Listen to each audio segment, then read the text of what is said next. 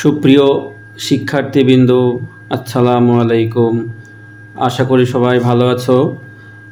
আজকে আমরা স্বরসন্ধির দ্বিতীয় পর্বে হাজির হয়েছি।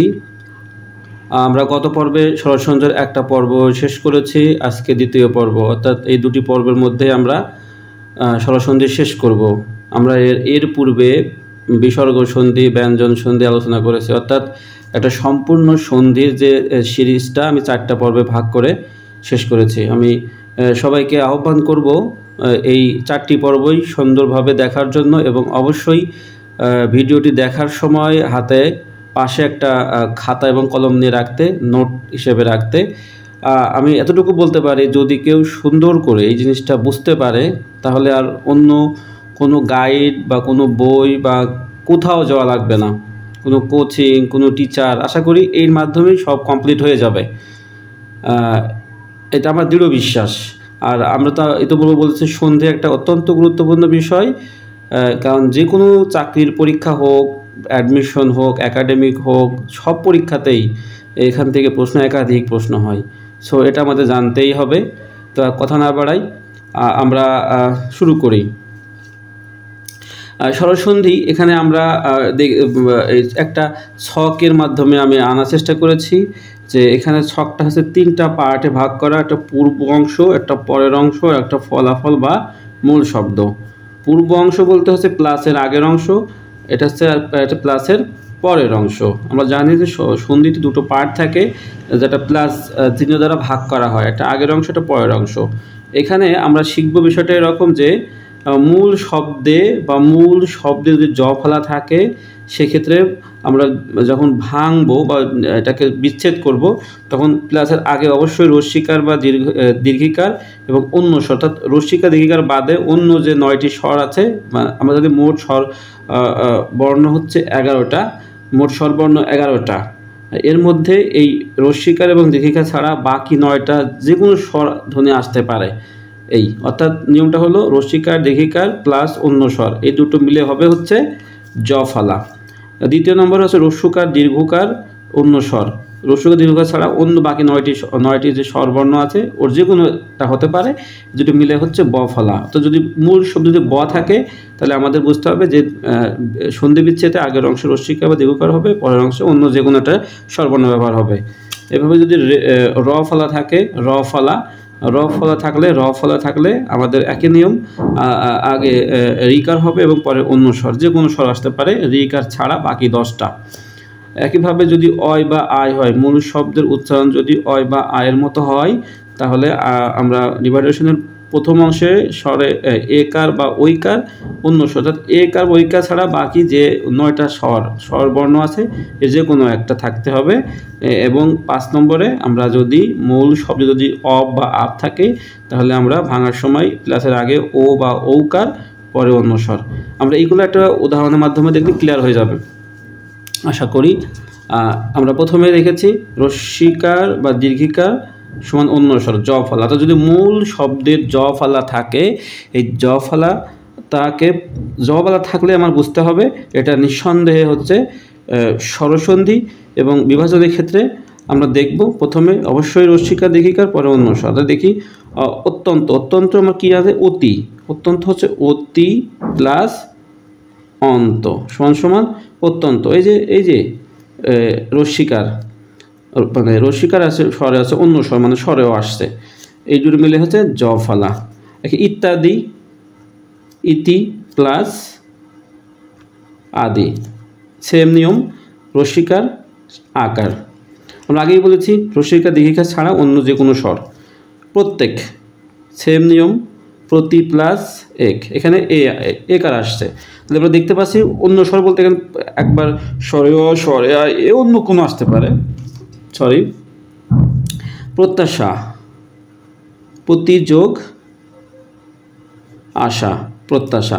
অর্থাৎ এই জায়গায় অন্য স্বরটা আসলে ডিপেন্ড করবে এই জায়গাটা উচ্চারণের উপর। যেমন এখানে ইত্যাদির আকারের জন্য আমরা পুনরূপ আকার দিয়েছি, একারের জন্য একার দিয়েছি, আকারের জন্য আবার আকার দিয়েছি, এখানে স্বরে অর জন্য অ দিয়েছি। আমরা দেখব উচ্চারণটা কী আসে, সেই অনুযায়ী এটা ব্যবহার হবে। আশা করি ক্লিয়ার হয়েছেন। তো এছাড়াও আসলে চর্চার কোনো বিকল্প নেই, চর্চা করলে এটা আরও সহজ হয়ে যাবে। পরের নিয়মে যাই, পরের নিয়মটা দেখি। দ্বিতীয়তে কি বলা হচ্ছে যে পূর্ব এবং পরে, যদি পূর্বে যদি রস্যইকার দীর্ঘকার থাকবে, অন্য স্বর যে কোনো আসতে পারে, মূল শব্দে থাকবে ব ফলা, ব থাকবে। এই যে ব আছে। স্বল্প, স্বল্প কি হবে? সু প্লাস অল্প। অন্য স্বর বলতে গেলে স্বরেও আসছে, যেমন স্বল্প সু আসছে, আর অল্প স স অ অকার। অন্বেষণ অনু, যদি ব থাকে বকে পরিবর্তন হয়ে এ জায়গাটা রস্যকার আসছে, একইভাবে ব পরিবর্তন হয়ে রস্যকার আসছে। অন্বেষণ অনু প্লাস একার জন্য এখানে আসবে পুনরূপ এষণ। একইভাবে পশ্চাদ্ধম, পশ্চাদ্ধমে পশু কেন আসছে? এই যে ব ফলা, এই বকে পরিবর্তন করে রস্যকার, পশু প্লাস পশ্চাদ্ধম হলে পশু প্লাস অধম, পশ্চাদ্ধম। এরপর আছে স্বাগত, সু প্লাস আগত। এখানে ব পরিবর্তিত হয়ে রস্যকার, আর স্বরেয়া পরিবর্তন হয়ে আকার। তন্নি, তন্নি তন্নি, দন্তের ন বর পরিবর্তে রস্যকার, আর দীর্ঘিকারের পরিবর্তে দীর্ঘইকার। এতটুকুই। আশা করি এইটুকু বুঝলেই বাকিটা বই বলতে আমি সাজেস্ট করব ওই পুরাতন যে বাংলা বইটা পাওয়া যাবে, অর্থাৎ 2018 সালের আগে যে বইটা ছিল। বর্তমানে যে বইটা আসলে এখানে এমন খুব বেশি তথ্য পাওয়া যাবে না, যদি পাওয়া যায় আগের বইটা কালেক্ট করতে। বাংলা বইটা আসলে গ্রামার ওইটা পড়লে আর কোনো বই লাগে না, এনাফ। আর এছাড়াও যদি আরও ডিটেলস জানার প্রয়োজন বোধ করেন, মানে কেউ করে, সেক্ষেত্রে আমি সাজেস্ট করব আমাদের নিজস্ব একটা ওয়েবসাইট আছে www.studypointall.com। এখানে ডিটেলস আলোচনা করা আছে একদম পরিপূর্ণভাবে। আমি সাজেস্ট করব, আবার বলছি, আমি সাজেস্ট করছি ওটা দেখার জন্য। আমি লিঙ্কটা ডেসক্রিপশন বক্সে দিয়ে দিব অথবা কমেন্ট বক্সে দিয়ে দিব, প্রয়োজন মনে করলে অবশ্যই এটা দেখবেন। আর যদি ভিডিওটি ভালো লাগে তাহলে অবশ্যই ফলো দিবেন, লাইক কমেন্ট করবেন, আমাদেরকে উৎসাহ দেবেন, শেয়ার করবেন। ঠিক আছে, আমরা তৃতীয় নম্বর নিয়ম দেখি। এখানে রিকার, যদি রিকার থাকে তাহলে আমরা অন্য স্বর হিসেবে ব্যবহার করবো র ফলা। তো যদি র থাকে রিকার। পিত্রালয়, উচ্চারণ র চলে আসছে কিন্তু, পিত্রা, পিত্রা কী হবে? পিতৃ প্লাস আলয়। এই যে রিকার স্বরেয়া, অন্য স্বর যে কোনো একটা। পিত্রাদেশ, পিতৃ প্লাস আদেশ। এক্ষেত্রে দুটোই পড়লে এনাফ, এই দুটোর বাইরে প্রশ্ন আসবে না, দুটোই এনাফ। আসলে উচ্চারণটা বোঝা যায় আর কি। যেমন পিত্রালয় র আসছে, মানে রিকার আসছে, রিকার প্লাস অন্য স্বর সমান সমান র ফলা। র ফলা মানেই হচ্ছে এখানে রিকারটা আসছে। 4 নম্বর নিয়ম দেখি। যদি পূর্ব পদে যদি একার বা ঐকার থাকে অন্য স্বর আসবে, অর্থাৎ যদি মূল শব্দের উচ্চারণ যদি অয় বা আয় হয়, উচ্চারণটা বুঝতে হবে অয় বা আয়। এটা কিন্তু খুবই গুরুত্বপূর্ণ, অয় বা আয়। সেক্ষেত্রে আমরা এ বা ঐকার, অয়ের ক্ষেত্রে এ ব্যবহার করব, আর আয়ের ক্ষেত্রে ঐকার ব্যবহার করব। প্রথমটা সমান প্রথমটা, দ্বিতীয়টা সমান দ্বিতীয়টা। তো এই নয়ন, নয়ন আমরা কী জানি? একার, নয়ন। নয় অয়, উচ্চারণটা কিন্তু অয় আসছে, নয়। তাহলে নে প্লাস অন। অন্য স্বর বলতে আমরা আগে বলেছি এ এবং ঐকার ছাড়া বাকি 9টা যে কোনো একটা। তাহলে উচ্চারণটা এখানে শয়ন, এখানেও কিন্তু অয় উচ্চারণ আসছে, শয় অয়। কী হবে? সে প্লাস অয়ন, শয়ন। খুবই সহজ। সরি, এখানে নয়নে নে প্লাস অয়ন হবে, অয়ন। ওকে, শয়ন অয় আছে বিধায় আমরা এখানে এই কাটা ব্যবহার করছি। ওকে, তারপরে গায়ক, নায়ক দেখি, নায়ক আয় আসছে, আয় থাকলে ওই কার আসবে, তাহলে কি হবে? নায়ক নই প্লাস ওক, নায়ক। গায়ক গই প্লাস ওক। এতটুকুই, এই দুটো দিয়ে বুঝেন এনাফ। আর প্রচুর উদাহরণ বইয়ে দেওয়া আছে, ট্রাই করলে হয়ে যাবে। তাহলে আমরা আবার রিভিশন দিতে একটু, যদি অয় উচ্চারণ হয় তাহলে এবারে একার আসবে, যদি আয় উচ্চারণ হয় ওই কার আসবে। এইটাই হচ্ছে মূল জিনিস।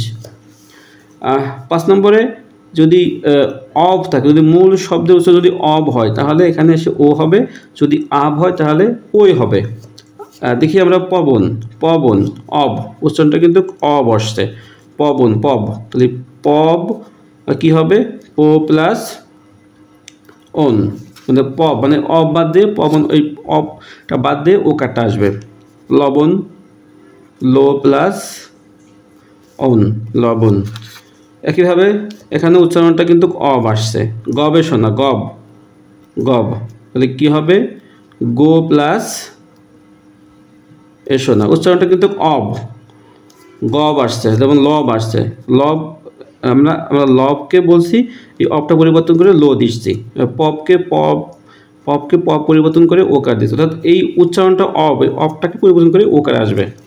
একইভাবে যদি উচ্চারণটা হচ্ছে আব হয় তাহলে পরে ওকার আসবে, অবের ক্ষেত্রে ওকার আর আবের ক্ষেত্রে হচ্ছে ওকার। ক্লিয়ার?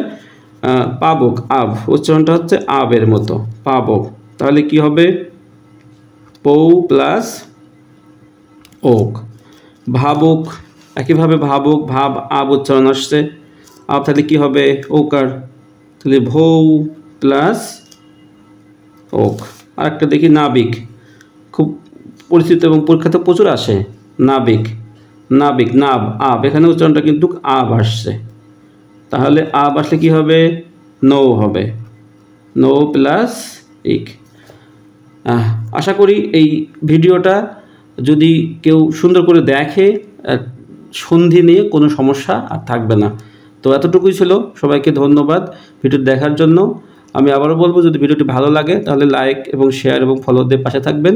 আর বিস্তারিত জানতে হলে আমাদের ওয়েবসাইট www.studypointall.com এটা ফলো করুন, এবং যারা চাকরি প্রত্যাশী এবং অ্যাডমিশন পরীক্ষা দিবেন বিভিন্ন ভার্সিটিতে, তাদের জন্য আমি একটা পেজ খুলেছি, আমার শামীম হোসেন বকুল, এই ফেসবুক আইডিতে গেলে এখানে নিয়মিত পরীক্ষা নেওয়া হবে। আমি খুব দ্রুত এখানে খুব গুরুত্বপূর্ণ প্রশ্ন এখানে আমি পোস্ট করব। আশা করি এই প্রশ্নগুলো পড়লে এখান থেকে যে কোনো পরীক্ষাতে 70% কমন পাবেন ইনশাল্লাহ।